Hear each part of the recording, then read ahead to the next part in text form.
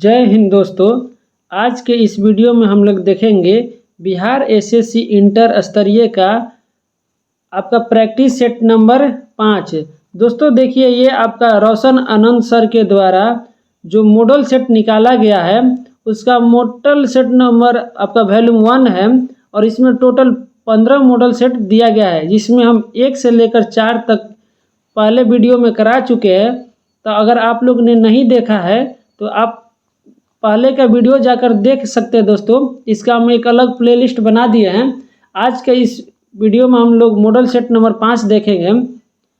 जैसा कि जानते हैं दोस्तों कि बिहार एसएससी के तरफ से आपका एग्ज़ाम कैलेंडर जारी कर दिया गया है, जिसमें आपका बिहार एसएससी इंटर स्तरीय का एग्ज़ाम जून जुलाई में होने वाला है। तो उसी के मद्देनज़र आपका रोशन आनंद सर के द्वारा ये जो बुक निकाला गया है बहुत ही महत्वपूर्ण बुक है। तो आप लोग अभी से तैयारी में लग जाइए दोस्तों, क्योंकि ये आपका बिहार के सबसे बड़ी वैकेंसी होने वाली है, जिसमें आपका बिहार एसएससी के तरफ से कुल 24,000 पोस्ट पर आपका बहाली होने वाली है। तो जो कि बिहार का सबसे बड़ी वैकेंसी मानी जा रही है, जिसमें आपका राजस्व कर्मचारी, पंचायत सचिव, क्लर्क और फाइलेरिया निरीक्षक, इन सभी पोस्टों पर बहाली होने वाली है। तो दोस्तों आप लोग अभी से ही जी तोड़ मेहनत में लग जाइएगा तो आपका एक सीट जरूर पक्का हो जाएगा। जिसमें दोस्तों इस वीडियो में हम 1, 2, 3, 4 करा चुके हैं और 5 नंबर देखते हैं। तो आइए मॉडल सेट नंबर 5 पर चलते हैं। देखिए दोस्तों, ये आपका प्रैक्टिस सेट नंबर 5 है। तो आइए क्वेश्चन नंबर 1 पर चलते हैं। दोस्तों अगर आप लोग चैनल पर नए हैं तो आप लोग से एक छोटी सी गुजारिश है कि आप प्लीज़ चैनल को सब्सक्राइब कर दें, ताकि बिहार एसएससी से रिलेटेड जितना भी हम प्रैक्टिस सेट कराए आप लोग के पास पहुंचता रहे और आप कंटिन्यूटी खाली बस वीडियो को देखते रहिएगा तो आपका रिजल्ट ज़रूर हो जाएगा। तो दोस्तों आप ज़रूर सब्सक्राइब कर दीजिएगा और वीडियो अच्छी लगी तो एक लाइक भी कर दीजिएगा। तो आइए क्वेश्चन नंबर 1 की तरफ चलते हैं। क्वेश्चन नंबर 1 देखिए, कहता है कि निम्न में से कौन सा अस्थि रोग है? बताइए कि कौन सा आपका अस्थि रोग है। तो दोस्तों आप लोग भी साथ साथ में कमेंट करते चलिएगा कि आप लोग ने कितना सही उत्तर दिया। इससे आपका भी जांच हो जाएगा कि आप लोग कितना जानते हैं। और दोस्तों कुछ एक्स्ट्रा फैक्ट बताए तो आप लोग भी उसको नोट करते चलिएगा, ताकि आपका एक्स्ट्रा फैक्ट भी याद होते चले और जो याद हो उसका आपका रिवीजन होते चलेगा। तो दोस्तों देखिए, पहला है कि ऑस्टोमोलेसिस एवं रिकेटस, दूसरा है कि ऑस्टियोपोरोसिस और तीसरा है संधि शोध। तो ये सभी आपका अस्थि रोग से संबंधित है, यानी इसका राइट आंसर ऑप्शन डी हो जाएगा। तो देखिए दोस्तों,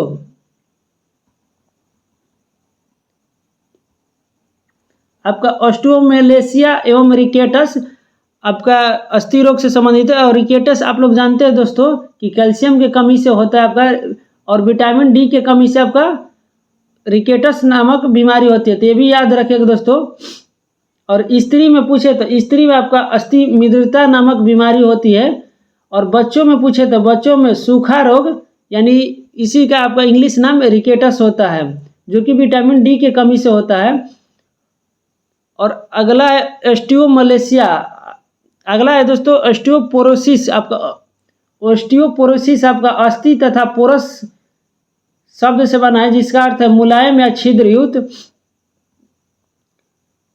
देखिए दोस्तों, ऑस्टियोपोरोसिस में आपका हड्डियां कमजोर हो जाती है और टूटने का खतरा बढ़ जाता है।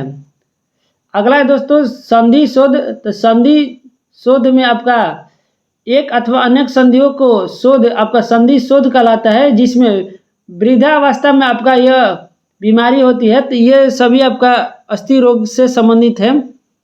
अगला क्वेश्चन चलते हैं दोस्तों। क्वेश्चन नंबर 2 कह रहा है कि किस राज्य के कम्बन अंगूर को जीआई टैग मिला है? बताइए कि किस राज्य को कम्बन अंगूर को जीआई टैग मिला है। तो इसका सही उत्तर हो जाएगा दोस्तों तमिलनाडु राज्य का कम्बन अंगूर को जीआई टैग मिला है। अगला कुछ महत्वपूर्ण जीआई टैग याद रखेगा दोस्तों, जैसे आपका रीवा का सुंदरमा आम और सरबती गेहूं आपका मध्य प्रदेश राज्य से संबंधित है।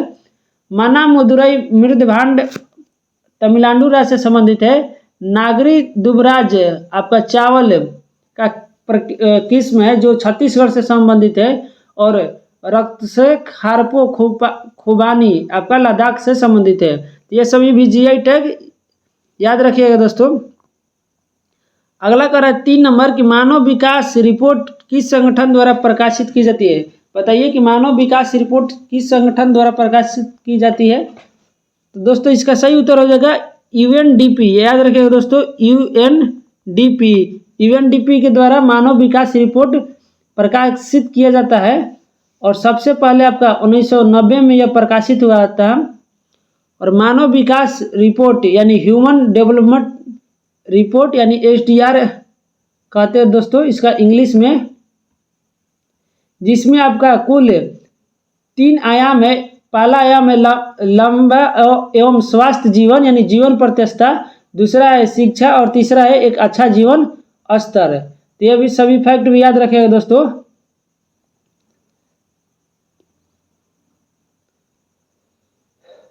देखिए दोस्तों, मानव विकास को ज्ञात करने के लिए उपयुक्त 3 आयामों के लिए आकलित सूचकांकों का ज्यामितीय माध्य लिया जाता है, जिसमें 0 से 1 के बीच इनका माध्य होता है।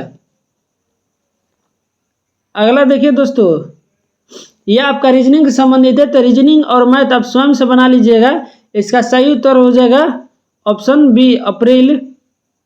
अगला देखिए 5 नंबर के निम्नलिखित में से कौन सा देश ताइवान को अपने क्षेत्र का हिस्सा मानता है। बताइए कि कौन सा देश ताइवान को अपने क्षेत्र का हिस्सा मानता है।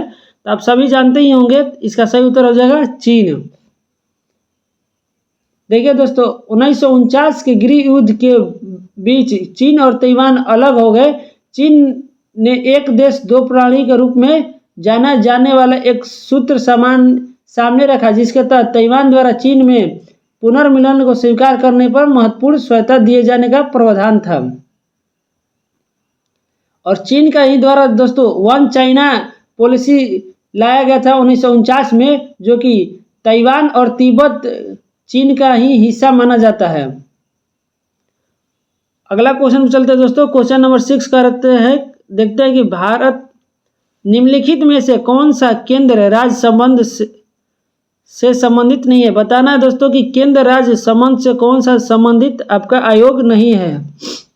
तो इसका सही उत्तर हो जाएगा गौडगिल आयोग आपका केंद्र राज्य से संबंधित नहीं है, ये आपका पंचायती राज से संबंधित है। देखिए दोस्तों, कुछ महत्वपूर्ण आपका आयोग पूछे तो याद रखिएगा। जैसे आपका राजमनार आयोग का गठन 1969 में हुआ था, सरकारिया आयोग का गठन आपका 1983 में हुआ था और पुंछी आयोग का गठन आपका 2007 में हुआ था। तो ये सभी फैक्ट याद रखिएगा, जो कि केंद्र राज्य से संबंधित आपका तीनों आयोग है। अगला क्वेश्चन तो कह रहा है दोस्तों कि 7 नंबर के अलग शब्द का चयन करें, इसमें से कौन सा बताइए कि अलग है। तो पीतल आपका एक मिश्र धातु है, जबकि सभी आपका धातु है। तो ये आपका रीजनिंग संबंधित है। अगला चलते 8 नंबर कि मालाबार अभ्यास का कौन सा संस्करण 21 अगस्त 2023 को ऑस्ट्रेलिया के पूर्वी तट पर संपन्न हुआ। तो ये आपका करंट अफेयर है दोस्तों। इसका सही उत्तर हो जाएगा ऑप्शन बी, ये उस टाइम का था, तो इसका आप कोई महत्वपूर्ण नहीं रहा। अगला 9 नंबर कि ओटावा किस देश की राजधानी है। बताइए कि ओटावा आपका किस देश की राजधानी है। तो ओटावा दोस्तों कनाडा देश की राजधानी है। तो ये भी फैक्ट याद रखिएगा। अगला पूछ रहा है कि क्यूबा की राजधानी हवाना हो जाएगा, स्वीडन की राजधानी स्टॉकहोम हो जाएगा, नीदरलैंड की राजधानी एम्स्टर्डम हो जाएगा। तो ये सभी फैक्ट याद रखें दोस्तों। और युद्ध से जैसे आपका मालाबार अभ्यास हो गया, तो यह भारत और ऑस्ट्रेलिया के बीच होता है। कुछ महत्वपूर्ण युद्ध याद रखिएगा दोस्तों, जैसे आपका वीर गार्जियन पूछे तो भारत जापान के बीच, उसी तरह धर्म गार्जियन भी भारत और जापान के बीच, आपका एक्वेरियन भारत और मालदीव के बीच होता है, समुद्र शक्ति भारत और इंडोनेशिया के बीच, अजय वॉरियर भारत और ब्रिटेन के बीच, कोंकण युद्ध अभ्यास भारत और ब्रिटेन के बीच, उसके बाद साइक्लोन युद्ध अभ्यास भारत और मिस्र के बीच होता है दोस्तों। तो ये सभी फैक्ट भी याद रखिएगा। अगला क्वेश्चन देखिए मैथ से संबंधित है, इसका सही उत्तर ऑप्शन डी हो जाएगा। नेक्स्ट क्वेश्चन भी देखिए दोस्तों, ये आपका रीजनिंग संबंधित है। इसका सही उत्तर बी हो जाएगा दोस्तों। आपका घोड़ी इसका सही उत्तर होगा। जैसे कुत्ता का स्त्रीलिंग कुतिया होता है तो घोड़ा का घोड़ी हो जाएगा। 12 नंबर देखिए दोस्तों, 12 नंबर कह रहा है कि फ़ारेनहाइट पैमाने में हिमांक तथा भाप बिंदु के बीच की दूरी को कितने बराबर भागों में बांटा गया है। बताइए इसका सही उत्तर क्या होगा कि फ़ारेनहाइट पैमाने में हिमांक तथा भाप बिंदु के बीच की दूरी को कितने बराबर भागों में बांटा गया है। तो इसका सही उत्तर हो जाएगा दोस्तों 180, यानी 180 बराबर भागों में बांटा गया है और प्रत्येक भाग को 1 डिग्री फ़ारेनहाइट कहते हैं।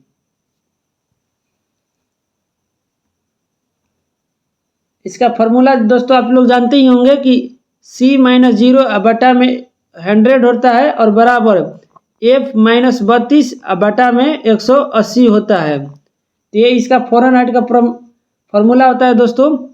और याद रखिएगा फ़ारेनहाइट पैमाना में हिमांक को 32 डिग्री फ़ारेनहाइट और क्वथनांक को 212 फ़ारेनहाइट से अंकित किया जाता है। और अगला है कि सेल्सियस पैमाना में पूछे तो हिमांक को 0 डिग्री सेल्सियस और भाप बिंदु यानी क्वथनांक को 100 डिग्री सेल्सियस होता है। तो ये भी फैक्ट याद रखिएगा दोस्तों। और र्यूमर में पूछे तो र्यूमर में आपका 0 डिग्री आर और 80 आर होता है। याद रखिएगा दोस्तों कि र्यूमर में 0 डिग्री आर और भाप बिंदु पूछे तो 80 डिग्री आर होता है। ये आपका र्यूमर पैमाना में हो गया। सेल्सियस में जानते ही होंगे 0 डिग्री सेल्सियस और 100 डिग्री सेल्सियस। अगला क्वेश्चन देखिए दोस्तों, क्वेश्चन नंबर 13 कह रहा है कि फ्रीमेंटल बंदरगाह किस देश में अवस्थित है। बताइए कि फ्रीमेंटल बंदरगाह किस देश में अवस्थित है। तो ये आपका ऑस्ट्रेलिया देश में अवस्थित है, यानी राइट आंसर ऑप्शन बी हो जाएगा।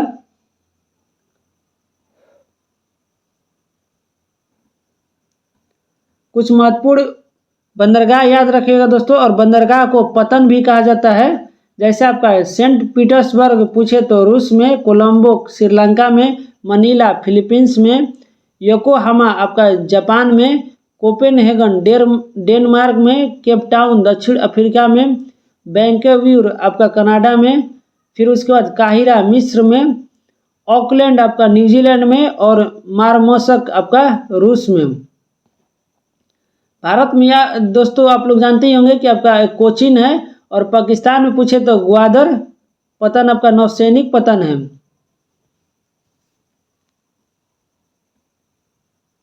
और भारत का सबसे बड़ा अगर पूछे यानी सबसे गहरा आपका तो विशाखापत्तनम हो जाएगा। तो ये भी फैक्ट याद रखिएगा। और पेटुआ घाट मत्स्य बंदरगाह ये आपका पश्चिम बंगाल राज्य में है। ये फैक्ट याद रखिएगा दोस्तों, क्योंकि ये बिहार एसएससी में पूछा हुआ है कि पेटुआ घाट मत्स्य बंदरगाह किस राज्य में है। तो आपका पश्चिम बंगाल राज्य में है। अगला चौथा नंबर देखिए, इसका सही क्रम से सजाना है अल्फ़ाबेटिकल। तो इसका सही उत्तर हो जाएगा ऑप्शन सी। अगला देखिए दोस्तों 15 नंबर है कि कौन सा देश हाइड्रोजन ट्रेन शुरू करने वाला दूसरा देश बन गया है। बताइए कि कौन सा ट्रेन आपका हाइड्रोजन ट्रेन शुरू करने वाला दूसरा देश बन गया है। तो इसका सही उत्तर हो जाएगा आपका चीन देश, जो कि एशिया का पहला और विश्व का दूसरा ट्रेन बन गया है। और विश्व का पहला पूछे तो आपका जर्मनी था जो कि हाइड्रोजन ट्रेन शुरू किया था। अगला क्वेश्चन कह रहा है 16 नंबर की दोलन करने वाली वस्तु का अपने माध्य स्थिति से महत्तम विस्थापन को दोलन का डैश कहते हैं। बताइए कि इसका राइट आंसर क्या होगा कि दोलन करने वाली वस्तु को अपने माध्य स्थिति से महत्तम विस्थापन को दोलन का डैश कहते हैं। तो इसका सही उत्तर होगा आयाम कहते हैं हम। और तरंग का वेग बराबर होता है दोस्तों आवृत्ति इंटू तरंग दैर्घ्य, यानी v बराबर होता है n इंटू लेमडा। तो याद रखें दोस्तों, ये तरंग का वेग का फॉर्मूला हो गया। और n बराबर होता है 1/t और t से आवृत्ति को सूचित करते हैं। तो ये सभी फैक्ट भी याद रखेगा दोस्तों। और t बराबर होता है आपका 1/f। अगला देखिए 17 नंबर मैथ है, इसका सही उत्तर हो जाएगा दोस्तों ऑप्शन ए। 18 का सही उत्तर हो जाएगा ऑप्शन सी। 19 का सही उत्तर हो जाएगा ऑप्शन सी। 20 नंबर क्वेश्चन देखते हैं दोस्तों। 20 देखिए 20 भी मैथ है, इसका सही उत्तर हो जाएगा ऑप्शन ए। 21 भी आपका रीजनिंग है, तो मैथ और रीजनिंग आप खुद से बना दीजिएगा, PDF हम सेंड कर देंगे टेलीग्राम चैनल पर। तो 21 का सही उत्तर हो जाएगा ऑप्शन डी। 22 का सही उत्तर हो जाएगा ऑप्शन बी। अगला देखते हैं दोस्तों 23 नंबर। 23 का रहेगा प्रथम भारतीय नाभिकीय रिएक्टर अप्सरा में किस ईंधन का प्रयोग किया गया था? बताइए कि अप्सरा में किस ईंधन का प्रयोग किया गया था? बताइए दोस्तों, इसका सही उत्तर क्या होगा? तो इसका सही उत्तर हो जाएगा दोस्तों संवर्धित यूरेनियम का आपका अप्सरा में प्रयोग किया गया था। और अप्सरा रिएक्टर को 4 अगस्त 1956 में प्रारंभ किया गया था। और भारत में परमाणु ऊर्जा कार्यक्रम का जनक पूछे तो आपका डॉक्टर होमी जहांगीर भाभा को माना जाता है।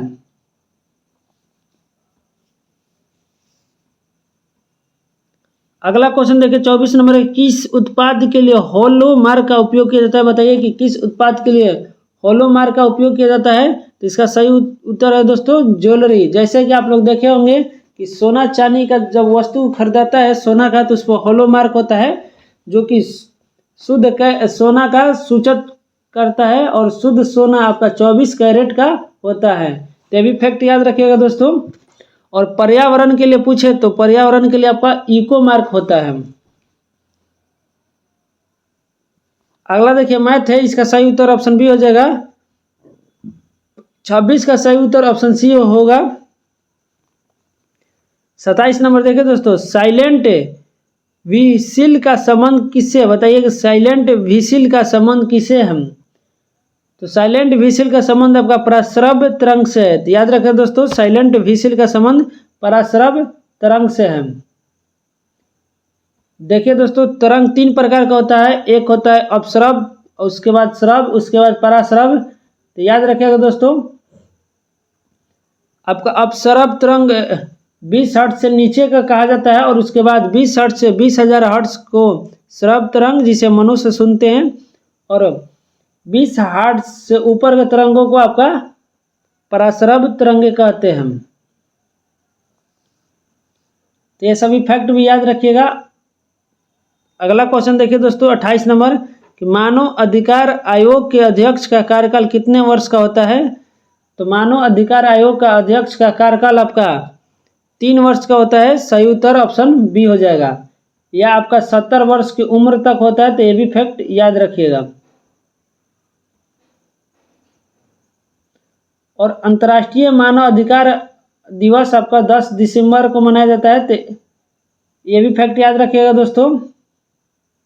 और आयोग का अध्यक्ष भारत के कोई रिटायर मुख्य न्यायाधीश या उच्चतम न्यायालय का अन्य न्यायाधीश होता है। अगला देखिए 29 नंबर रीजनिंग है, इसका सही उत्तर हो जाएगा दोस्तों ऑप्शन ए।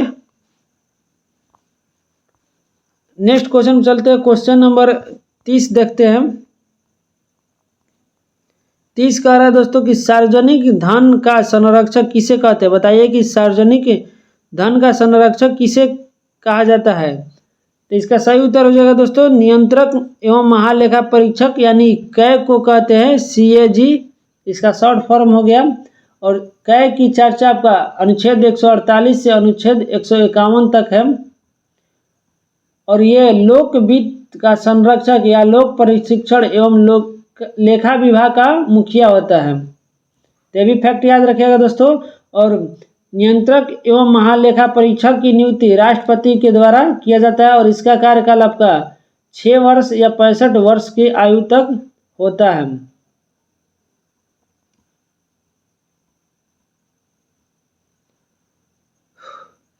उसके बाद होता है दोस्तों लोक लेखा समिति। आपका लोक लेखा समिति में कुल 22 सदस्य होते हैं, जिसमें 15 सदस्य लोकसभा से और 7 सदस्य आपका राज्यसभा से होते हैं। उसके बाद लोक लेखा समिति को लघु लोकसभा या प्राक्कलन समिति की जुड़वा बहन भी कहते हैं। तो ये सभी फैक्ट भी याद रखिएगा दोस्तों। और भारत का महान न्यायवादी अगर पूछे तो भारत का महान न्यायवादी की चर्चा अनुच्छेद 76 के अंतर्गत है। और भारत का महान न्यायवादी भारत सरकार का प्रथम विधि अधिकारी यानी कानूनी अधिकारी होता है। अगला देखिए 31 नंबर, आपका 31 नंबर मैथ है, इसका सही उत्तर ऑप्शन बी होगा। 32 नंबर का सही उत्तर ऑप्शन सी होगा। 33 नंबर देखिए दोस्तों, 33 का रहेगा पोर्ट मोरेस्बी किस देश की राजधानी है? बताइए कि पोर्ट मोरेस्बी किस देश की राजधानी है? तो इसका सही उत्तर हो जाएगा दोस्तों पपुआ न्यू गिनी की राजधानी है। और पपुआ न्यू गिनी आपका ओशनियाई देश यानी ऑस्ट्रेलियाई महाद्वीप के अंतर्गत आता है और इसका मुद्रा कीना है। अगला पूछ रहा है कि पोर्ट विला का आपका वनातू की राजधानी है और किरीबाती की राजधानी तरावा है। तो ये भी फैक्ट याद रखिएगा। और फ्रेंच पोलिनेशिया की राजधानी पापीते है।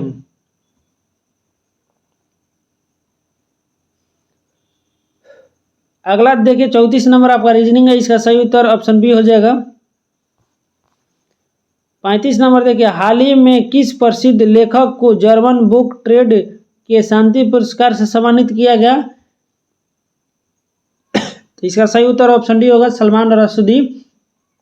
और इनकी फेमस बुक है मिडनाइट चिल्ड्रेन।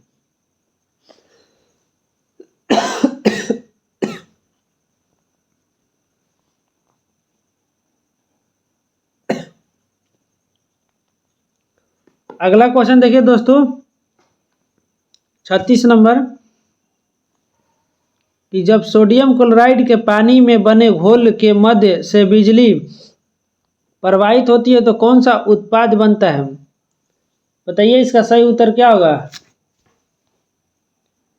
सोडियम क्लोराइड यानी NaCl के पानी के बने घोल यानी H2O से बिजली प्रवाहित की जाने पर कौन सा घोल बनेगा? तो इसका सही उत्तर होगा कि सोडियम हाइड्रो ऑक्साइड बनता है। देखिए दोस्तों, आपका NaCl घोल कर तो H2O जब बिजली प्रवाहित की जाती है दोस्तों तो NaOH बनता है। तो याद रखिए दोस्तों सोडियम हाइड्रा ऑक्साइड बनता है। और सोडियम हाइड्रा ऑक्साइड को कास्टिक सोडा भी कहते हैं, ये भी फैक्ट याद रखिएगा। और कास्टिक सोडा का उपयोग साबुन निर्माण, पेट्रोलियम को शुद्ध करने, कागज, कपड़ा उद्योग, सफाई करने, दवा निर्माण में प्रयोग किया जाता है। देखिए दोस्तों यहाँ है कि सोडियम ऑक्साइड, तो सोडियम ऑक्साइड आपका NaOH हो जाएगा। और अगला याद रखिएगा दोस्तों सोडियम हाइड्रोजन कार्बोनेट आपका NaHCO3 होता है, जिसे सोडियम बाइकार्बोनेट कहते हैं और इसे बेकिंग सोडा भी कहते हैं। ये भी फैक्ट याद रखिएगा। अगला क्वेश्चन देखिए 37 नंबर, मैथ है, इसका सही उत्तर ऑप्शन बी हो जाएगा।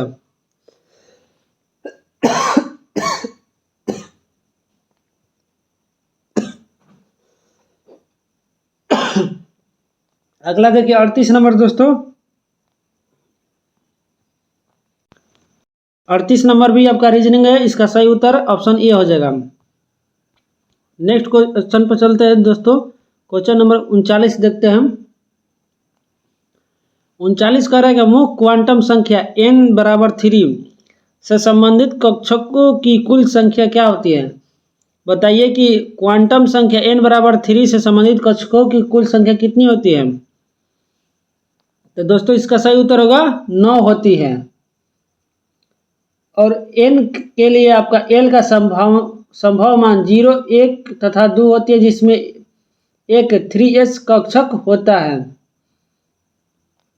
तो इसका फॉर्मूला होता है दोस्तों n², जहाँ यहाँ पर n=3 दिया था, 3 का स्क्वायर निकालिएगा दोस्तों तो आपका 9 हो जाएगा। अगला देखिए 40 नंबर आपका रीजनिंग है, इसका सही उत्तर ऑप्शन बी होगा। 41 नंबर देखते हैं कि बर्मा ब्रिटिश भारत से कब अलग हुआ था? दोस्तों अब बर्मा का नाम बदलकर म्यांमार हो गया है। बताना है कि म्यांमार ब्रिटिश भारत से कब अलग हुआ था? तो इसका सही उत्तर होगा दोस्तों ऑप्शन सी 1937 में ही अलग हुआ था। और उस समय देखिए बर्मा को जो भारत में मिलाया गया था तो उस समय वायसराय डफरिन था। और भारत शासन अधिनियम 1935 के तहत बर्मा को 1937 में भारत से अलग कर दिया गया था। अगला क्वेश्चन देखिए 42 नंबर आपका मैथ है, इसका सही उत्तर ऑप्शन ए हो जाएगा। 43 का देखिए दोस्तों 43 नंबर आपका रीजनिंग है, तो ये रीजनिंग और मैथ बना लीजिएगा, इसका सही उत्तर ऑप्शन ए हो जाएगा। 44 नंबर कह रहा है कि जल शक्ति मंत्रालय द्वारा first all India annual state ministers conference on water का आयोजन कहाँ किया गया, तो ये आपका मध्य प्रदेश में किया गया।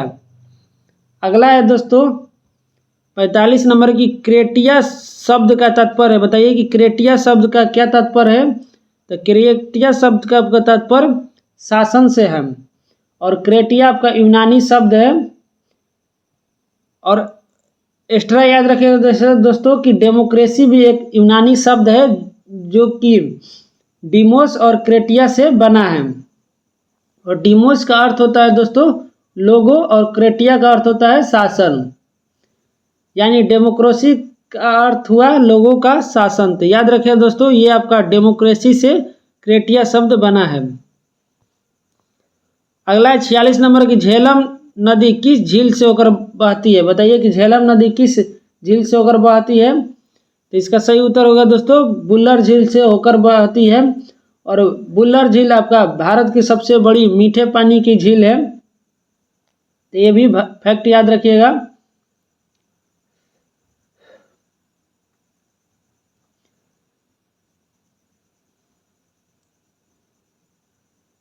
आगे देखते हैं दोस्तों कि आपका श्रीनगर झेलम नदी के तट पर स्थित है, और झेलम नदी भारत और पाकिस्तान के बीच सीमा के साथ बहती है, तो ये भी फैक्ट याद रखिएगा कि भारत और पाकिस्तान के बीच झेलम नदी सीमा रेखा बनाती है। अगला है दोस्तों जैसे आपका सिंधु नदी, तो सिंधु नदी का उद्गम स्थल पूछे तो मानसरोवर झील के निकट से है। और चिनाब नदी का पूछे तो आपका हिमाचल प्रदेश हिमालय चोटी से है। रावी नदी का पूछे तो रावी नदी रोहतांग दर्रा से है। ब्यास का आपका ब्यास कुंड से है।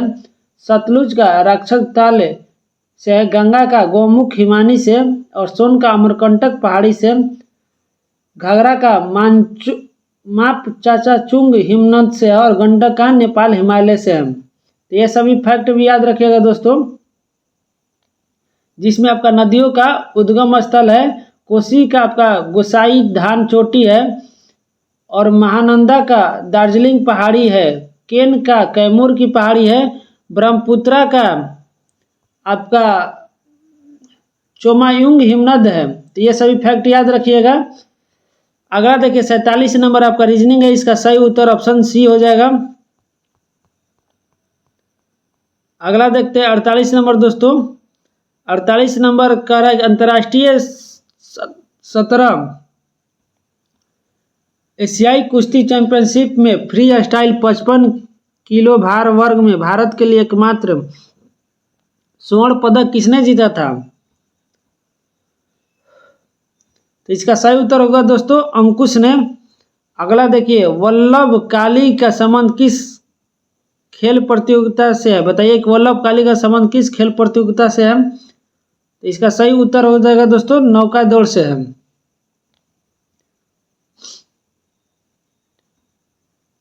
देखिए दोस्तों कुछ ट्रॉफी याद रखिएगा दोस्तों, जैसे आपका फुटबॉल से संबंधित ट्रॉफी है डूरंट कप, रोवर्स कप, संतोष ट्रॉफी, सुब्रतो मुखर्जी कप, और आपका sir Ashutosh Mukherjee BC Roy trophy. ये सभी आपका फुटबॉल से संबंधित है। उसके बाद है आपका दोस्तों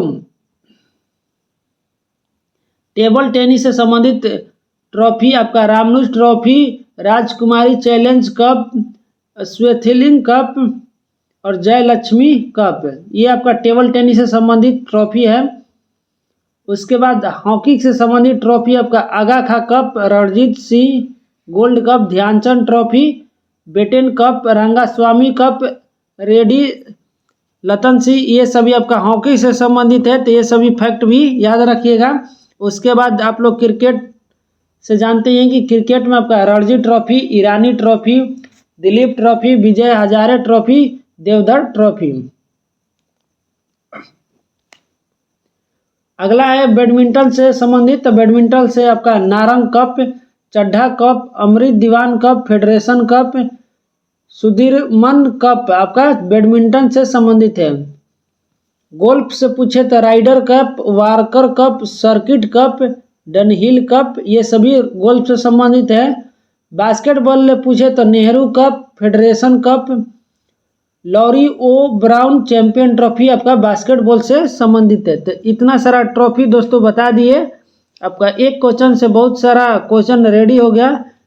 तो दोस्तों इस तरह से एक्स्ट्रा फैक्ट भी आप लोग लिखते चलिएगा ताकि आपके आने वाले एग्जाम में काम में आ सके। अगला क्वेश्चन देखिए 50 नंबर दोस्तों आपका मैथ से है। इसका सही उत्तर हो जाएगा ऑप्शन ए। 51 का देखिए दोस्तों, 51 भी आपका मैथ से है, इसका सही उत्तर हो जाएगा ऑप्शन बी।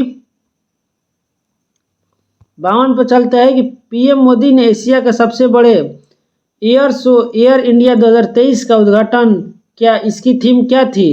तो इसका थीम दोस्तों the runway to a billion opportunity थी।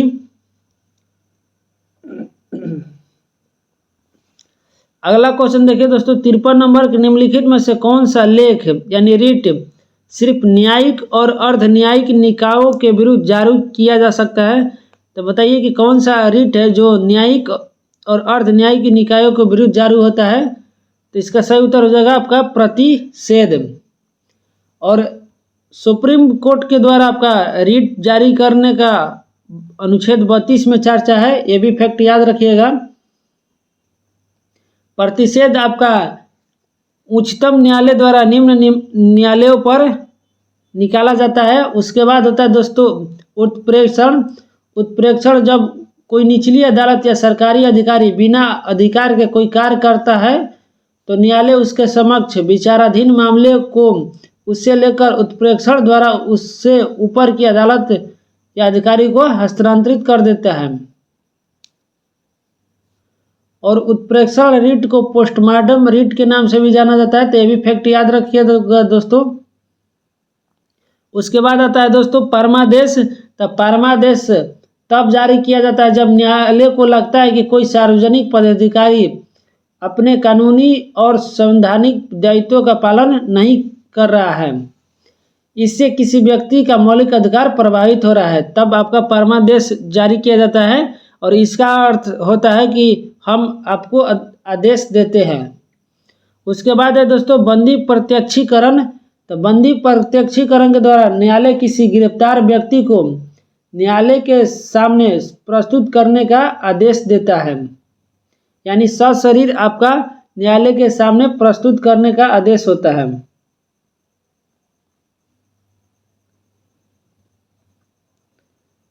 उसके बाद देखिए 54 नंबर पे चलते हैं कि मध्यकालीन भारत में गनीम का आस्य क्या था? बताइए कि गनीम का आस्य मध्यकालीन भारत में क्या था? तो इसका सही अर्थ था दोस्तों इनमें से कोई नहीं था, क्योंकि इसका सही अर्थ हुआ सैनिकों द्वारा लूटे गए धन, जबकि इनमें से कोई भी नहीं है। तो गनीम का अर्थ हुआ सैनिकों द्वारा लूटे गए धन को गनीम कहा जाता है।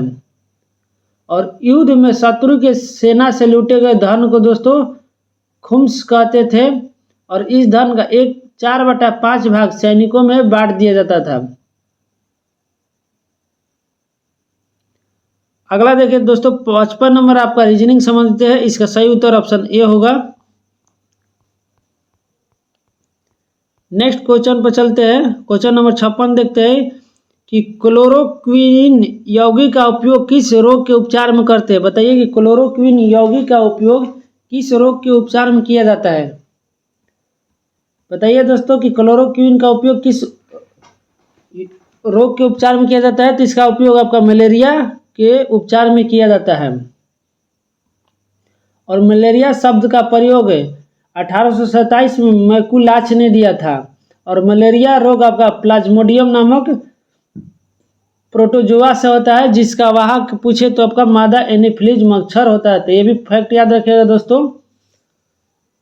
और यह जानकारी सबसे प्रथम रोनाल्ड रॉस ने दी थी। और इन्हीं जानकारी के लिए इनको 1902 में चिकित्सा का नोबेल पुरस्कार मिला था।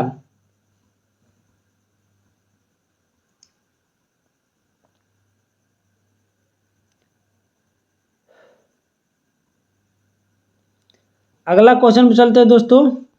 क्वेश्चन 57 आपका मैथ से संबंधित है। इसका सही उत्तर ऑप्शन सी होगा। 58 रीजनिंग है तो 58 का सही उत्तर ऑप्शन बी हो जाएगा दोस्तों। 59 नंबर देखते हैं कि मानव रक्त का पीएच मान कितना होता है। बताइए कि मानव रक्त का पीएच मान कितना होता है। तो मानव रक्त का पीएच मान 7.4 होता है, यानी राइट आंसर ऑप्शन डी हो जाएगा। और रक्त एक प्रकार की तरल संयोजी योतक है। ये भी फैक्ट याद रखिएगा दोस्तों कि रक्त में 55% प्लाज्मा और 45% कणिकाएं होती है। और आपका रक्त में हीमोग्लोबिन के कारण खून का लाल रंग दिखता है। पीएच से याद रखिएगा दोस्तों, पीएच का खोज सोरेनसन नामक वैज्ञानिक ने किया था, जिसमें आपका 0 से लेकर 14 तक संख्या रहती है, जिसमें आपका 7 उदासीन रहती है और 0 से 7 तक आपका अम्लीय और 7 से 14 क्षारीय प्रकृति को दर्शाती है। कुछ प्रमुख याद रखिएगा दोस्तों, जैसे आपका दूध का पूछे पीएच मान 6.4 होता है, मूत्र का पूछे तो 6 होता है, उसके बाद शराब का पूछे तो 2.8 होता है, सिरका का पूछे 2.4 होता है, नींबू का पूछे तो आपका 2.2 होता है। और मुंह का पीएच मान पूछे दोस्तों तो 5.5 होता है और 5.5 से कम होने पर दांतों का क्षय प्रारंभ हो जाता है। अगला देखिए दोस्तों 60 नंबर कह रहा है कि जनांकीय लाभांश के पूर्ण लाभ को प्राप्त करने के लिए भारत को क्या करना चाहिए। बताइए कि इसका राइट आंसर क्या होगा। तो इसका सही उत्तर होगा दोस्तों कौशल विकास को प्रोत्साहन करना चाहिए।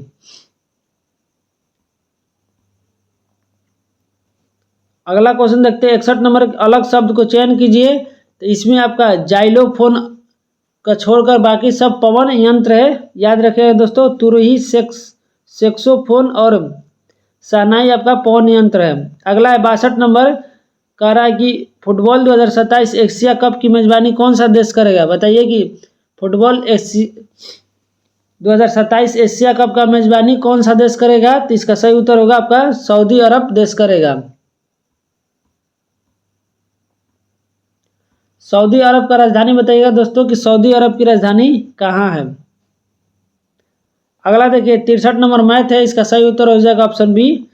64 नंबर देखिए दोस्तों कि 4 बाग बनाने की परंपरा किस मुगल साम्राज्य शासक के समय में शुरू हुआ था। बताइए कि 4 बाग बनाने की परंपरा किस मुगल शासक के समय से शुरू हुआ था। तो इसका सही उत्तर होगा दोस्तों अकबर के शासनकाल से। और सर्वाधिक सुंदर 4 बाग पूछे तो कश्मीर, आगरा और दिल्ली में है। दिल्ली में आपका जहांगीर और शाहजहां ने बनवाया था। अगला देखिए 65 नंबर आपका रीजनिंग संबंधित है सीटिंग अरेंजमेंट से। तो इसका सही उत्तर ऑप्शन ए हो जाएगा। नेक्स्ट क्वेश्चन चलते हैं दोस्तों। क्वेश्चन नंबर 66 देखिए सूची 1 को सूची 2 से मिलान करना है। एक तरफ है औद्योगिक प्रक्रम और दूसरे तरफ है संबंधित उद्योग। तो पहला है आपका भंजन। तो भंजन द्वारा आपका पेट्रोलियम निकाला जाता है। उसके बाद प्रगलन। तो प्रगलन द्वारा आपका ताम्र यानी तांबा निकाला जाता है। उसके बाद हाइड्रोजनीकरण। हाइड्रोजनीकरण के द्वारा खाद्य वसा और वल्कनीकरण के द्वारा आपका रबड़ प्राप्त किया जाता है। यानी 2 3 4 1 यानी राइट आंसर ऑप्शन सी हो जाएगा दोस्तों। तो याद रखें दोस्तों ये आपका एक तरफ प्रक्रम है यानी प्रक्रिया दिया है और दूसरी तरफ आपका उद्योग दिया है कि कौन सा उद्योग किससे प्राप्त होता है। नेक्स्ट क्वेश्चन चलते हैं कि रेलवे स्टाफ कॉलेज कहाँ स्थित है। बताइए कि रेलवे स्टाफ कॉलेज कहाँ स्थित है। तो रेलवे स्टाफ कॉलेज आपका बड़ोदरा में स्थित है यानी राइट आंसर ऑप्शन ए हो जाएगा। देखिए दोस्तों यहाँ अहमदाबाद पूछे तो अहमदाबाद आपका कपड़ा उद्योग अनुसंधान संस्थान स्थित है। और उसके बाद अहमदाबाद में अंतरिक्ष उपयोग केंद्र भी अहमदाबाद में स्थित है। और फेमस आपका नरेंद्र मोदी स्टेडियम आपका जो कि दुनिया का सबसे बड़ा स्टेडियम है अहमदाबाद में ही स्थित है। उसके बाद भौतिक अनुसंधान प्रयोगशाला भी अहमदाबाद में है। और अहमदाबाद को दोस्तों भारत का मैनचेस्टर कहा जाता है। अगला है कि जयपुर। जयपुर में आपका भारतीय विपणन संस्थान स्थित है और जयपुर को भारत का गुलाबी नगर कहा जाता है। लखनऊ में देखिए दोस्तों, लखनऊ में आपका केंद्रीय औषधि अनुसंधान संस्थान स्थित है और लखनऊ में औद्योगिक विष विज्ञान अनुसंधान स्थित है और लखनऊ में ही केंद्रीय वनस्पति विज्ञान अनुसंधान स्थित है और लखनऊ को नवाबों का शहर कहा जाता है। तो ये भी फैक्ट याद रखिएगा दोस्तों। अगला क्वेश्चन देखिए 68 नंबर आपका रीजनिंग से सीटिंग अरेंजमेंट से संबंधित है। इसका सही उत्तर हो जाएगा ऑप्शन बी। नेक्स्ट क्वेश्चन देखिए 69 नंबर। 69 कह रहा है कि Bipin the man behind the uniform. बताइए कि Bipin the man behind uniform नामक पुस्तक के लेखक कौन है?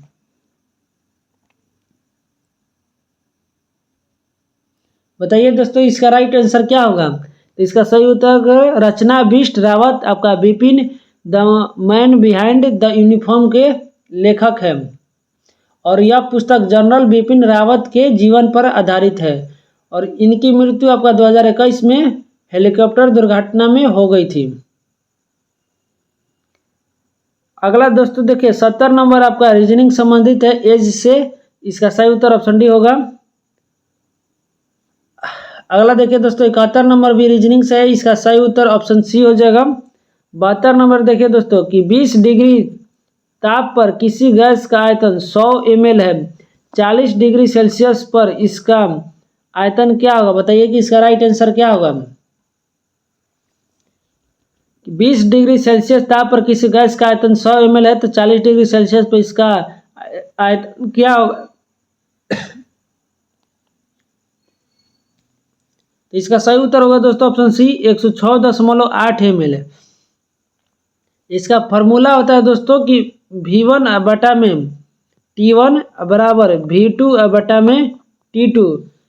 तो यहाँ पर V1 का मान दिया है दोस्तों 100 ml, T1 का मान दिया है आपका T1 होता है 273 केल्विन होता है, लेकिन 20 डिग्री सेल्सियस बढ़ा रहा है तो इसका जोड़िएगा तो 293 केल्विन होगा, क्योंकि तापमान का ऐसा ही मात्रक केल्विन में मापा जाता है। उसके बाद यहाँ V2 का मान निकालना है, यानी V2 माने आपका आयतन का मान निकालना है वॉल्यूम का, और T2 का मान आपका 40 डिग्री सेल्सियस है तो इसका भी आप कन्वर्ट कर लीजिएगा केल्विन में। अगला क्वेश्चन पर चलते हैं दोस्तों 73 नंबर के निम्नलिखित में से कौन सा राज्य गेहूं का सबसे बड़ा उत्पादक राज्य है? बताइए कि कौन सा गेहूं का सबसे बड़ा उत्पादक राज्य है? तो इसका सही उत्तर हो जाएगा उत्तर प्रदेश आपका राइट आंसर होगा। और कुछ प्रमुख याद रखिएगा दोस्तों, जैसे आपका चावल में पूछे तो पश्चिम बंगाल, उसके बाद उत्तर प्रदेश, फिर पंजाब, गन्ना में पूछे तो उत्तर प्रदेश, मक्का में पूछे तो कर्नाटक, तिलहन में पूछे तो मध्य प्रदेश, सूरजमुखी में आपका कर्नाटक, कपास में आपका महाराष्ट्र। तो ये सभी प्रमुख फसल का अग्रणी राज्य है दोस्तों। अगला देखिए 74 नंबर पर चलते हैं। ये आपका रीजनिंग से है तो इसका सही उत्तर ऑप्शन ए हो जाएगा। नेक्स्ट क्वेश्चन देखते हैं दोस्तों। नेक्स्ट कह रहा है कि आधुनिक आवर्त नियम के अनुसार तत्वों के गुण आवर्त फलन होते हैं और उनके, बताइए कि तत्वों के गुण आवर्त फलन किनके होते हैं? तो इसका सही उत्तर होगा दोस्तों परमाणु संख्याओं के आवर्त फलन होते हैं। ये आपका आधुनिक आवर्त नियम के अनुसार हो जाएगा और आधुनिक आवर्त नियम मोसले द्वारा प्रतिपादित है।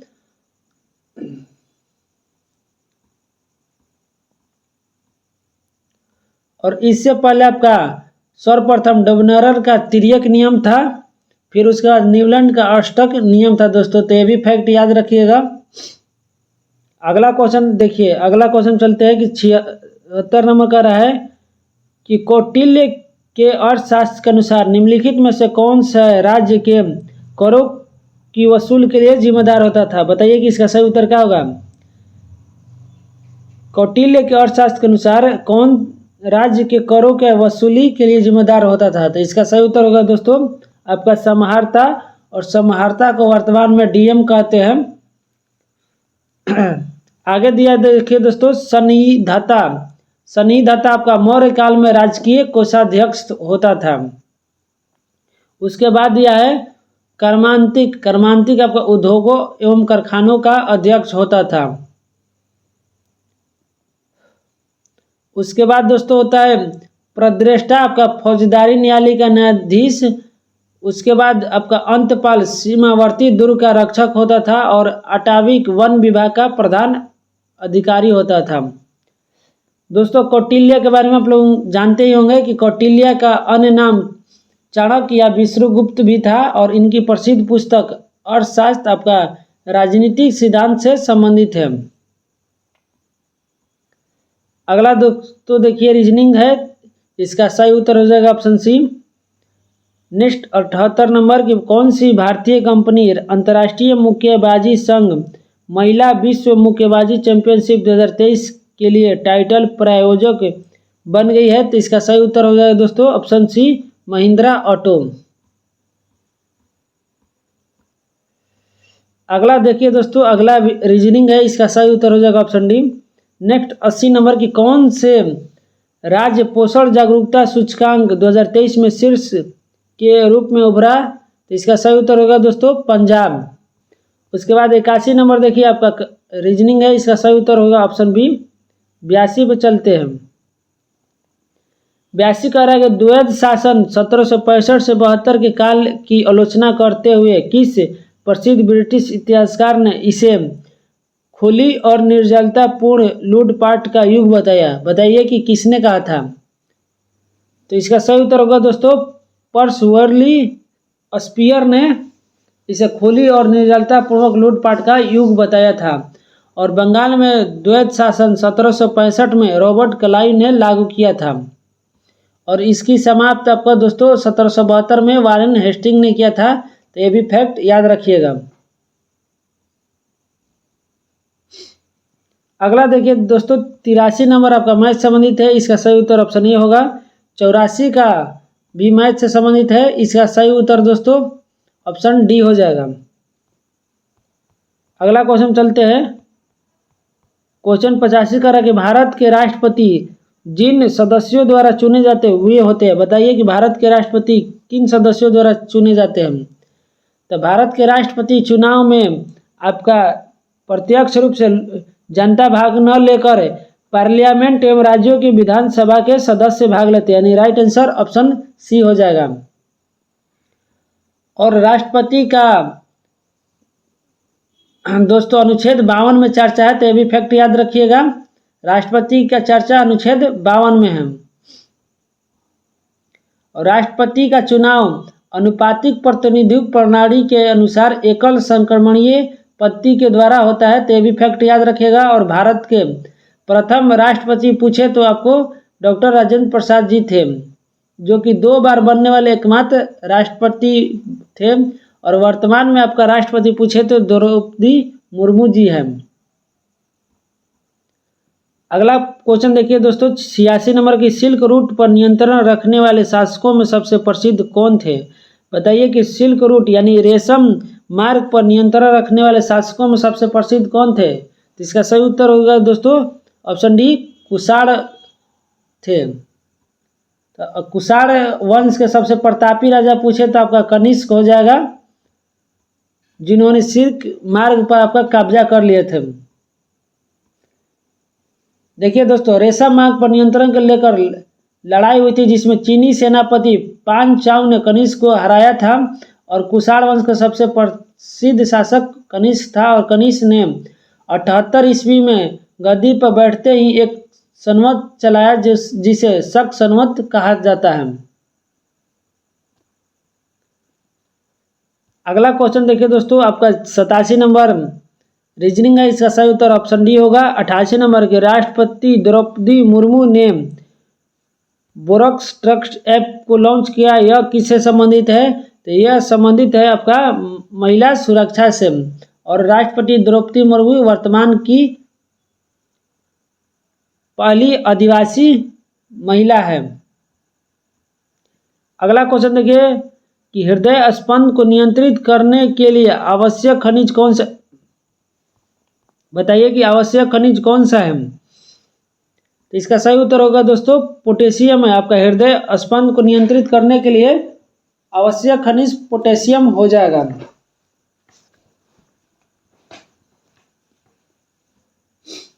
और मनुष्य का हृदय का वजन पूछे तो आपका दोस्तों 30 ग्राम होता है। और इसका मतलब मनुष्य का धड़कन पूछे तो 70 से 80 बार धड़कता है।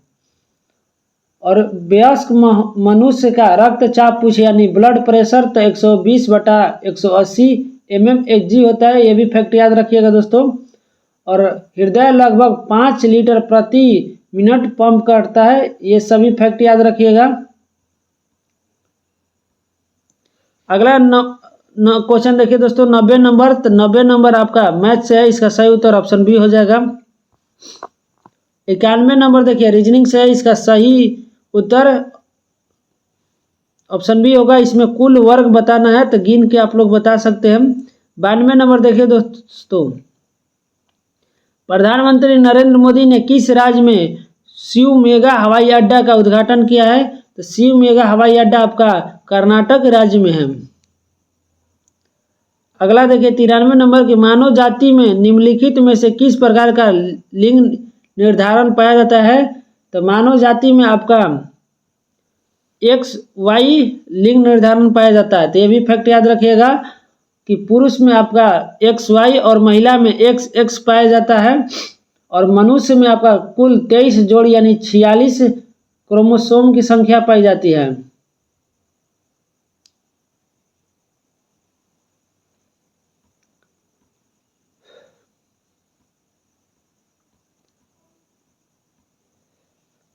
अगला क्वेश्चन देखिए दोस्तों 94 नंबर के निम्नलिखित में किसके द्वारा शांति निकेतन का स्थापना किया गया? तो बताइए शांति निकेतन का स्थापना आपका रविन्द्रनाथ टैगोर जी ने किया था, राइट आंसर ऑप्शन डी हो जाएगा। और शांति निकेतन का स्थापना 1901 में हुआ था, ये भी फैक्ट याद रखिएगा। और वर्तमान में शांति निकेतन को विश्व भारती विश्वविद्यालय के नाम से जाना जाता है। और शांति निकेतन को दोस्तों यूनेस्को द्वारा भारत के 41वें विश्व धरोहर स्थल में शामिल किया गया, ये भी फैक्ट याद रखिएगा। देखिए इसमें स्वामी विवेकानंद से पूछे तो स्वामी विवेकानंद ने बेलूर मठ तथा रामकृष्ण मिशन की स्थापना किया था। ज्योतिबा फुले द्वारा सत्यशोधक समाज की स्थापना किया गया। उसके बाद राजा राम मोहन राय द्वारा आपका आत्मीय सभा, वेदांत कॉलेज और ब्रह्म समाज की स्थापना किया गया था। अगला देखिए दोस्तों 95 नंबर। 95 नंबर पर चलते हैं। 95 नंबर आपका रीजनिंग है, अल्फ़ाबेटिकल क्रम से जाना है, इसका सही उत्तर ऑप्शन सी होगा। 96 नंबर कह रहा है कि मैं हृदय से तुम्हारे साथ हूँ और संस्कृति से भी मैं तुम्ही लोगों में से एक हूँ, किसका कथन है? बताइए कि ये किसका कथन है? तो ये आपका एनी बेसेंट का कथन यानी राइट आंसर ऑप्शन सी हो जाएगा। और एनी बेसेंट के बारे में पूछे दोस्तों तो एनी बेसेंट कांग्रेस की प्रथम महिला अध्यक्ष बनी थी, जो कि 1917 में कलकत्ता अधिवेशन की अध्यक्षता की थी।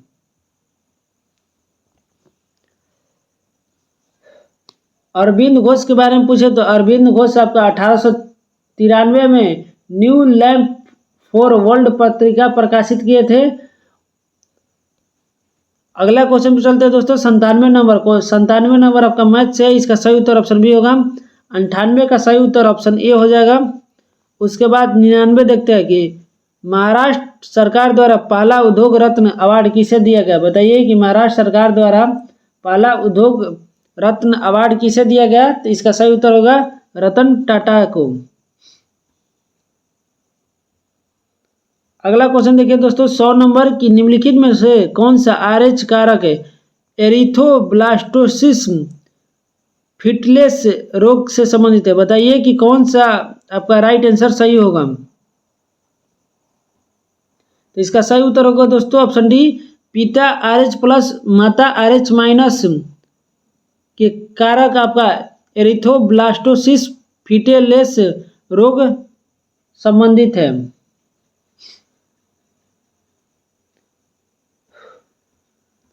अगला क्वेश्चन देखिए 101 नंबर आपका दर्पण से संबंधित है यानी रीजनिंग से, इसका सही उत्तर ऑप्शन सी हो जाएगा। 102 नंबर कह रहा है कि टोबा झील स्थित है। बताइए कि टोबा झील कहाँ स्थित है? तो टोबा झील आपका दोस्तों सुमित्रा द्वीप पे है, और सुमित्रा आपका इंडोनेशिया की सबसे बड़ी द्वीप है। आगे दोस्तों कुछ फैक्ट याद रखिएगा, जैसे आपका वीवा झील पूछे तो वीवा झील आपका जापान की महत्वपूर्ण झील है और यह होन्शु द्वीप पर है। उसके बाद सुपीरियल झील यह कनाडा और अमेरिका के सीमा पर है, जो कि विश्व के सबसे बड़ी मीठे पानी का झील है दोस्तों, तो ये भी फैक्ट याद रखिएगा।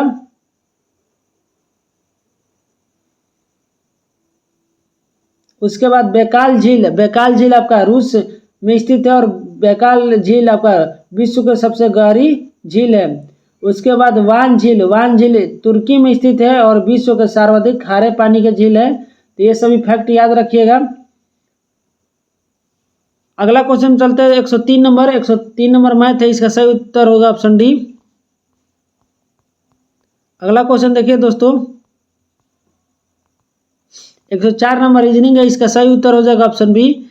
105 नंबर कह रहा है कि निम्नलिखित में से कौन सा संसदीय समिति के अध्यक्ष अनिवार्य रूप से सत्ताधारी सदस्यों में से होता है। बताइए कि इसका राइट आंसर क्या होगा, कि निम्नलिखित में से कौन सा संसदीय समिति का अध्यक्ष अनिवार्य रूप से सत्ताधारी दल के सदस्यों में से होता है। तो इसका सही उत्तर होगा प्राक्कलन समिति।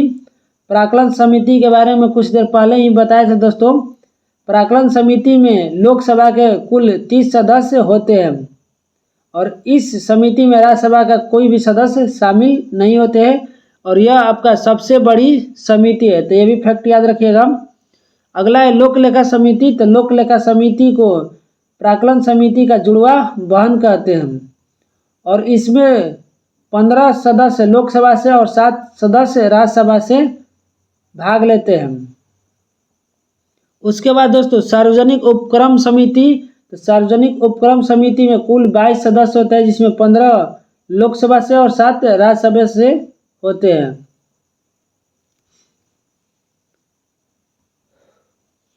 अगला देखिए दोस्तों 106 नंबर की प्रलय बैलिस्टिक मिसाइल के बारे में निम्नलिखित में से कौन सा कथन सही है। बताना है कि प्रलय बैलिस्टिक मिसाइल के बारे में कौन सा सही है। तो पहला है कि भारत 250 और प्रलय बैलिस्टिक मिसाइल हासिल करने की योजना बना रहा है, तो सही है। और दूसरा है कि प्रलय बैलिस्टिक मिसाइल का रेंज 1500 किलोमीटर से 5000 किलोमीटर है, तो ये आपका गलत है दोस्तों।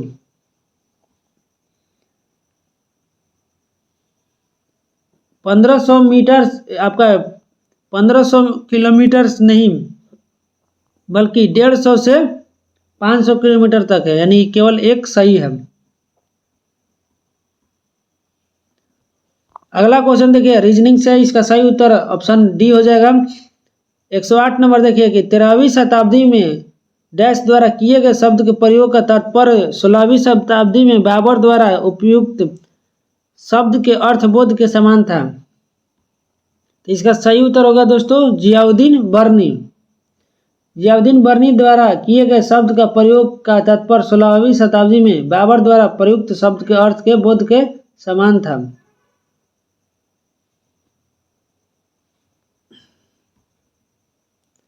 अगला देखिए 109 नंबर मैथ है, इसका सही उत्तर ऑप्शन बी हो जाएगा। 110 नंबर का सही उत्तर ऑप्शन सी हो जाएगा दोस्तों।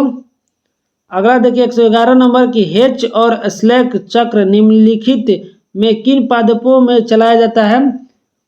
तो हेच और स्लैक चक्र आपका C4 पौधे में चलाया जाता है, तो ये भी फैक्ट याद रखिएगा। और इसका उदाहरण पूछे तो आपका उदाहरण में मक्का होता है और C3 आपका पूछे तो C3 पौधे का उदाहरण आपका नागफनी हो जाएगा। नागफनी नहीं दोस्तों, सूरजमुखी, पालक और कपास हो जाएगा। C2 पौधे का उदाहरण पूछे तो C2 में आपका नागफनी हो जाएगा। अगला क्वेश्चन देखिए 112 नंबर के निम्नलिखित में से सिंचाई का कौन सा साधन सतही सिंचाई का स्रोत है। बताइए कि इसका सही उत्तर क्या होगा। तो सतही सिंचाई का सही उत्तर आपका नहर भी है, नलकूप भी है और तालाब, यानी राइट आंसर ऑप्शन डी हो जाएगा। 113 नंबर देखिए दोस्तों कि भिन्न संख्या युग्म का चयन करें, तो ये आपका रीजनिंग है, इसका सही उत्तर ऑप्शन डी हो जाएगा। 114 नंबर देखते हैं कि अल्प बेरोजगारी तब होती है जब लोग, बताइए कि अल्प बेरोजगारी कब होती है, तो इसका सही उत्तर अपनी क्षमता से कम काम करते हैं, यानी राइट आंसर ऑप्शन सी हो जाएगा। ऐच्छिक बेरोजगारी कब होता है दोस्तों, जब व्यक्ति को काम मिलता है लेकिन काम करने के लिए तैयार ना हो, तो इसे ऐच्छिक बेरोजगारी कहते हैं। उसके बाद अनैच्छिक बेरोजगारी आपका व्यक्ति के काम की तलाश करने पर भी काम न मिलता हो। और सबसे वीवीआई आपका प्रच्छन्न बेरोजगारी या अदृश्य या छिपी हुई बेरोजगारी उसे कहते हैं जब किसी काम में आवश्यकता से ज़्यादा लोग शामिल हों, और इसका उदाहरण आपका कृषि क्षेत्र में पाई जाती है। अगला क्वेश्चन देखिए दोस्तों, 115 नंबर का सही उत्तर ऑप्शन ए हो जाएगा। 116 का सही उत्तर ऑप्शन डी होगा। 117 देखिए, कश्मीर का अकबर के नाम से प्रसिद्ध सुल्तान था, बताइए कि कश्मीर का अकबर किसे कहा जाता है, तो इसका सही उत्तर होगा जैन उल आबादीन को कहा जाता है।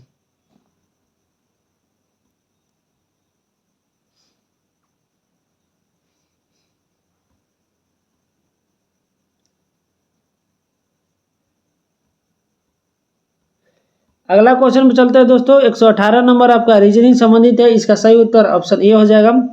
119 नंबर देखते हैं कि किस देश ने हाल ही में ओफेक 13 नामक एक नया जासूसी उपग्रह कक्षा में प्रवेशित किया है, तो इसका सही उत्तर होगा इजराइल।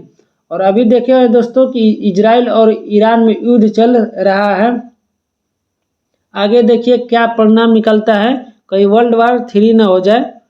अगला देखिए 120 नंबर आपका मैथ से संबंधित है, इसका सही उत्तर हो जाएगा ऑप्शन ए।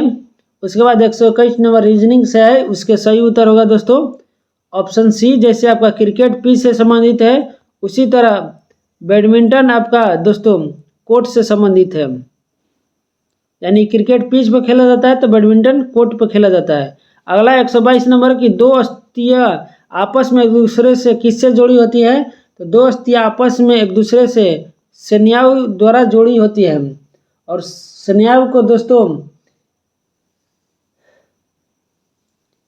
इंग्लिश में बताइए कि क्या कहते हैं। और अस्थियों और मांसपेशी का पूछे तो अस्थियों और मांसपेशी को कंडरा या टेंडम द्वारा जोड़ा जाता है, याद रखिए दोस्तों कंडरा या टेंडम द्वारा अस्थि और मांसपेशी जुड़ी होती है। और मनुष्य में सबसे लंबी अस्थि पूछे तो फीमर है, जो कि जांघ में पाई जाती है, और सबसे छोटी अस्थि आपका स्टेपिज है, जो कि कान में पाई जाती है। और सबसे मजबूत अस्थि पूछे तो आपका जबड़े में पाई जाती है। अगला देखिए दोस्तों 123 नंबर, इसका सही उत्तर ऑप्शन बी हो जाएगा। 124 देखिए कि निम्नलिखित में से 10 अप्रैल 2023 को मिनी रत्न श्रेणी 1 का दर्जा मिला है, बताइए इसका सही उत्तर क्या होगा, तो इसका सही उत्तर होगा दोस्तों भारत सर्वोच्च सौर ऊर्जा निगम को। 125 देखिए दोस्तों, 125 का सही उत्तर हो जाएगा आपका ऑप्शन डी। उसके बाद 126 का सही उत्तर होगा ऑप्शन सी। उसके बाद देखिए दोस्तों, निम्नलिखित देश में कौन सा 2024 के ओलंपिक खेलों की मेजबानी करेगा, तो इसका सही उत्तर होगा दोस्तों फ्रांस। उसके बाद 128 नंबर देखिए आपका मैथ से है, तो इसका सही उत्तर होगा दोस्तों डी।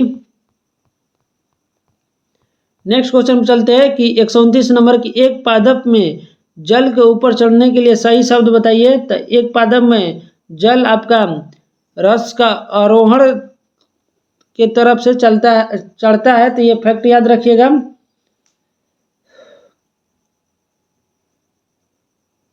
अगला 130 नंबर आपका मैथ से है, इसका सही उत्तर ऑप्शन ए होगा। उसके बाद 131 नंबर आपका रीजनिंग से है दोस्तों, इसका सही उत्तर ऑप्शन सी हो जाएगा। उसके बाद 132 नंबर कह रहा है कि विक्रेता बाजार ऐसी स्थिति है जहां, बताइए कि विक्रेता बाजार कैसी स्थिति है, तो विक्रेता बाजार आपका ऐसी स्थिति है जिसमें मांग पूर्ति से अधिक होती है, यानी राइट आंसर ऑप्शन बी होगा। विक्रेता बाजार में दोस्तों मांग पूर्ति से अधिक रहती है, यानी विक्रेताओं के तुलना में खरीदारों की संख्या आपका अधिक होती है, उसे विक्रेता बाजार कहते हैं। अगला देखिए दोस्तों 133 नंबर की फास्फोरस का कौन सा अयस्क नहीं है, बताइए कि फास्फोरस का इसमें से कौन सा अयस्क नहीं है। तो फास्फोरस का आपका ग्रेनाइट अयस्क नहीं है, ग्रेनाइट आपका कार्बन का अयस्क है। फास्फोरस का प्रमुख अयस्क याद रखिएगा दोस्तों आपका एपेटाइट है, और उसके बाद याद रखिएगा दोस्तों फ्लोरो एपेटाइट है, उसके बाद क्लोरो एपेटाइट है और फॉस्फोराइट है। तो ये तीनों आपका फास्फोरस का अयस्क हो जाएगा दोस्तों।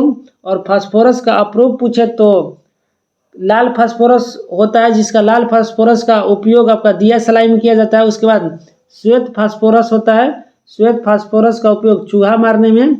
उसके बाद कार्बनिक फास्फोरस इसका उपयोग पीड़क नाशी में किया जाता है। उसके बाद देखिए दोस्तों अन्य कुछ याद रखिएगा, जैसे तांबा का आपका अयस्क पूछे तो कॉपर पाइराइट्स क्यूपराइट मेलेकाइट होता है। आयरन का पूछे तो हेमेटाइट मैग्नेटाइट सीडेराइट होता है। एल्युमिनियम का आपका बॉक्साइट कोरेंडम कोरोलाइट होता है। तो ये सभी एक्स्ट्रा फैक्ट भी दोस्तों याद करते रहेंगे। अगला क्वेश्चन देखिए, अलग शब्द का चयन करना है। तो अलग शब्द आपका समृद्धि है, बाकी सभी आपका ऋणात्मक शब्द है। अगला है कि 135 नंबर के पीएम मोदी ने जापान के किस शहर में राष्ट्रपति महात्मा गांधी की प्रतिमा का अनावरण किया। तो इसका सही उत्तर होगा दोस्तों हिरोशिमा में। 136 नंबर देखते हैं कि फारायजी आंदोलन की शुरुआत किसने किया, बताइए कि फारायजी आंदोलन की शुरुआत किसने की थी। तो इसका सही उत्तर होगा हाजी शरियतुल्लाह ने किए थी।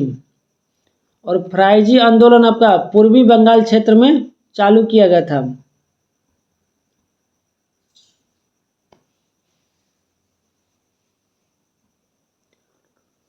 और इस फारयजी आंदोलन का नेतृत्व पूछे तो हाजी शरीयत उल्लाह का पुत्र दादू मियाँ ने किया था। तो ये भी फैक्ट याद रखिएगा।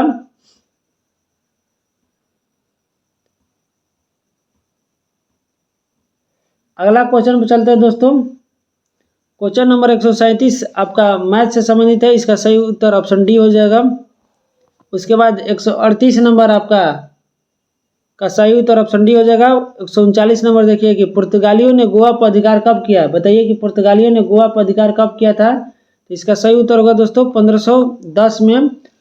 और उस समय आपका गवर्नर था अल्फांसो डी अल्बुकर्क। और पुर्तगालियों का वास्तविक संस्थापक पूछे तो दोस्तों अल्फांसो डी अल्बुकर्क था।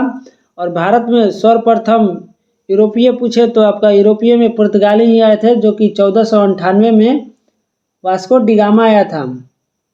ये भी फैक्ट याद रखिएगा दोस्तों।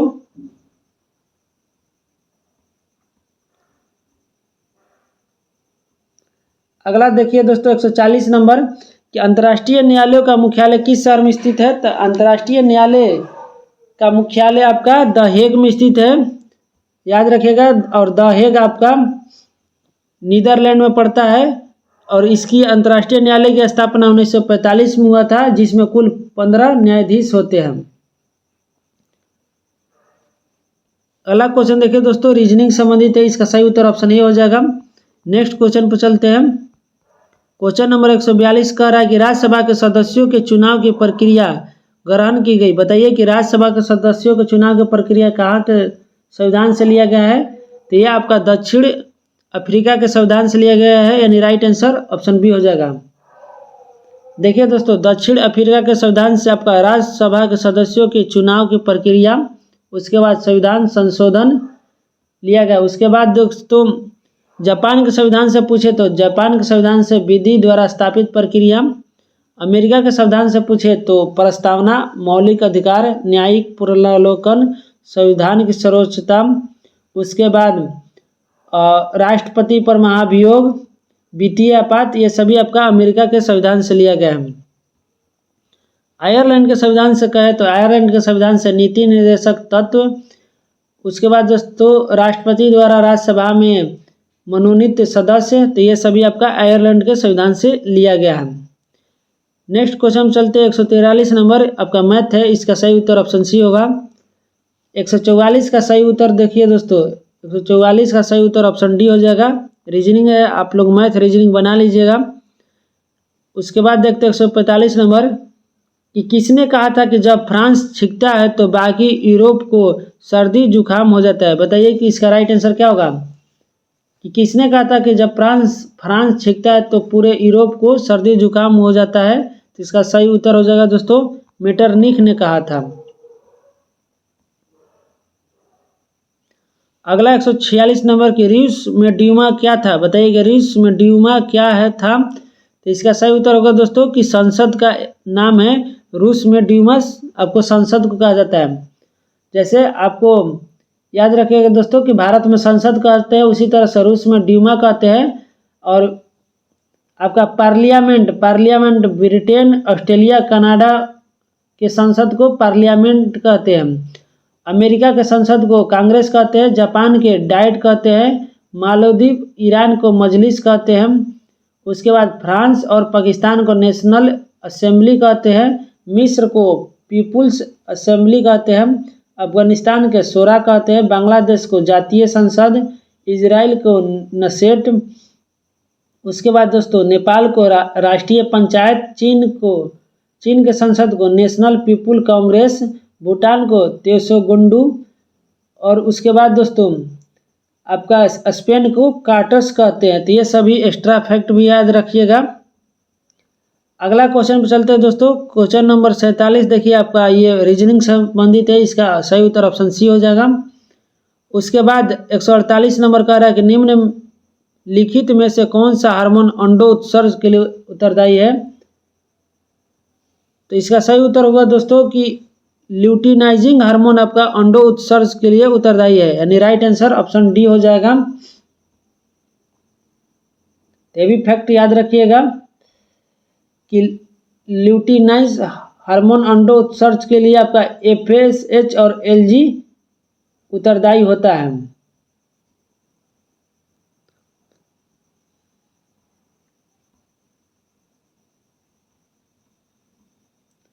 अगला क्वेश्चन चलते हैं दोस्तों। 149 नंबर आपका मैथ संबंधित है।